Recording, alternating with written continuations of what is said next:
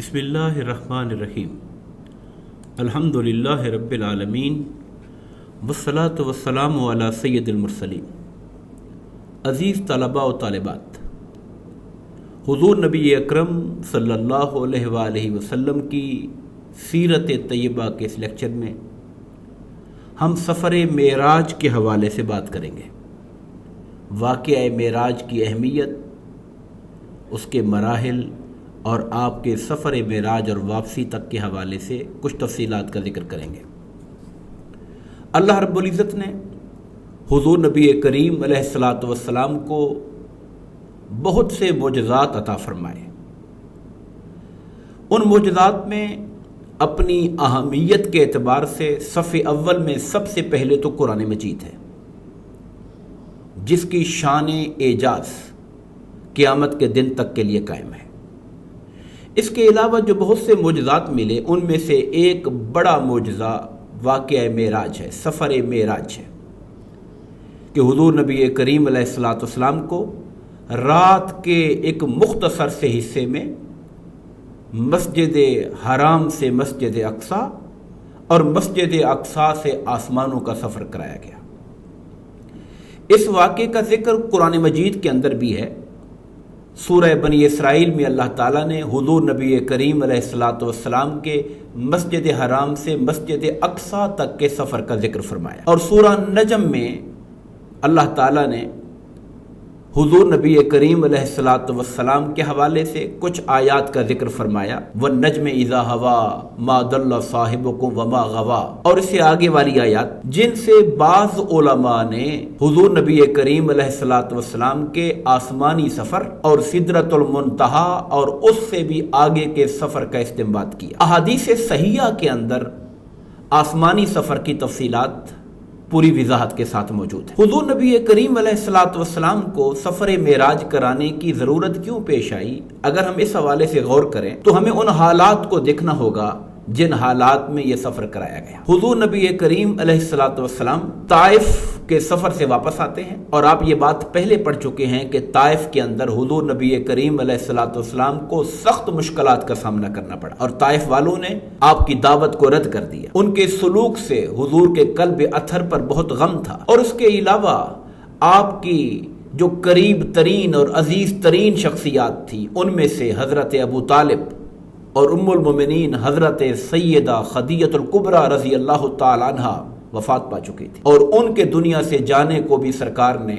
اپنے لیے غم قرار دیا، بلکہ اس پورے سال کو عام الحزن،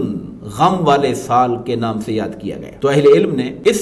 سفر معراج کو حضور نبی کریم علیہ الصلاۃ والسلام کی دلجوئی اور آقا انعامدار کے ایمان و یقین میں آسمانی کائنات کے مشاہدات کے ذریعے مزید اضافے کا باعث بنایا گیا۔ حضور نبی کریم علیہ الصلاۃ والسلام کا یہ سفر مسجد حرام سے مسجد اقصی اور سدرۃ المنتہا تک براق کی سواری کے ذریعے ہوا، اور سدرۃ المنتہا سے آگے مقام قاب قوسین او ادنا تک کا سفر روایات کے مطابق رف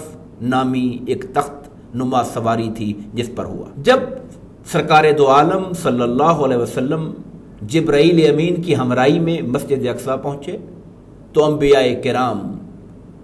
وہاں پر پہلے سے موجود تھے اور صف در صف موجود تھے۔ جبرائیل امین نے حضور نبی کریم علیہ الصلاۃ والسلام کو مصلی امامت پر کھڑا کیا، اور آپ صلی اللہ علیہ وسلم نے تمام انبیاء کرام کی امامت فرمائی، اور آپ کو امام الانبیاء ہونے کا شرف حاصل ہوا۔ مسجد اقصی کے بعد آپ کا سفر آسمانوں کی جانب ہوا۔ جب آپ پہلے آسمان پر پہنچے تو وہاں اللہ تعالیٰ نے آپ کے استقبال کے لیے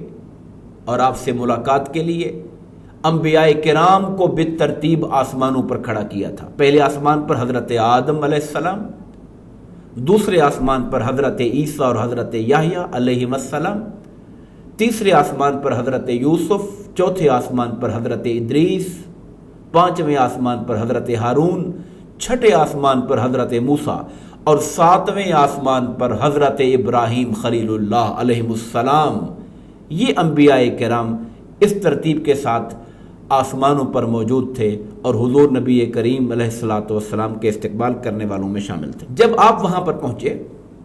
تو اللہ تعالیٰ کے اذن سے آپ کو جنت اور جہنم کا مشاہدہ کرایا گیا۔